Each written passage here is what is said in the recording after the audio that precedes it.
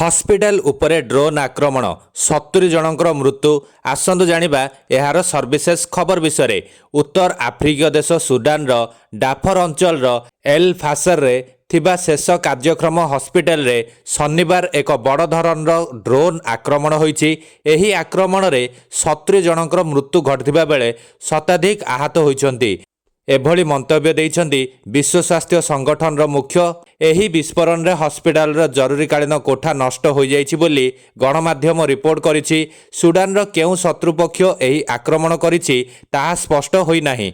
2023 April रु सुडानी सेना अर्धसामरिक rapid support force तथा आरएसएफ सहित युद्ध जारी रखिछि, जेउ माने डाफर समग्र विशाल पश्चिम अंचल को दखल कर सारी। सेमाने मे मासरु उत्तर डाफर राजधानी अल-फाशर को घेराव करिसंती, किंतु सेमाने ए पर्यंत शहर दखल करिबारे समर्थ होई नाहंती। गत सप्ताह सेमाने एक अल्टीमेट जारी करी बुधवार मध्याह्न सुधा सेना और सहयोगी मानकु शहर छाड़िबाकु कहिथिले।